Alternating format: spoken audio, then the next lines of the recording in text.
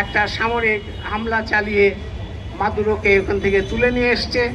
এবং ওই দেশের মধ্যে ওই ধনিক শ্রেণী যারা এই সংস্কারের বিরোধী, যারা মার্কিন সাম্রাজ্যবাদের সঙ্গে গাঁটছড়া বাঁধা, যাদের স্বার্থ মার্কিন সাম্রাজ্যবাদের সাথে একাকার, তাদের আশ্রয়ে, তাদের সমর্থনে আবারও পাল্টা ব্যবস্থা গ্রহণের জন্য চেষ্টা করছে। আপনারা চিন্তা করেন, এটা একটা অবিশ্বাস্য কিংবা স্তম্ভিত হওয়ার মতো ব্যাপার যে একটা স্বাধীন সার্বভৌম দেশ, সেই দেশের প্রেসিডেন্টকে সেখান থেকে আরেকটা দেশের বাহিনী গিয়ে তুলে নিয়ে আসে এবং সমস্ত মিথ্যা অভিযোগ।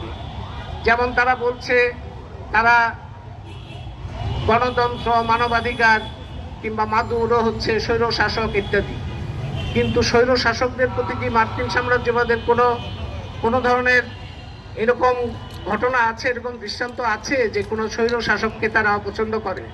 নাই। কারণ সারা পৃথিবীতে এশিয়া, আফ্রিকা, ল্যাটিন আমেরিকার যত স্বৈর শাসক আমরা দেখি, প্রত্যেকটা স্বৈর শাসকের সাথেই যুক্তরাষ্ট্রের সম্পর্কই ঘনিষ্ঠ। যত স্বৈর শাসক পৃথিবীতে আছে, সেই স্বৈর শাসকরা মার্কিন সাম্রাজ্যবাদের আশ্রয়ে পৃষ্ঠপোষকতাতেই তারা দেশের মধ্যে সম্পদ লুট করেছে, সম্পদ পাচার করেছে, একটা ধনিক শ্রেণী গঠন করেছে এবং দেশের মধ্যে সেটা অব্যাহত রাখার জন্য ভয়াবহ নির্যাতন এবং শোষণ পীড়ন চালিয়েছে।